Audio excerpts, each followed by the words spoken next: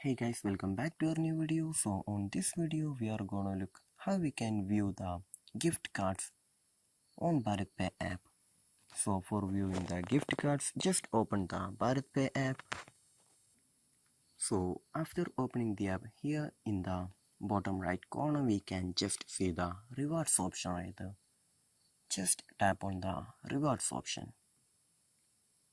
In the bottom right corner, just tap on the rewards option. And when we reach in the reward section, just scroll down for a bit.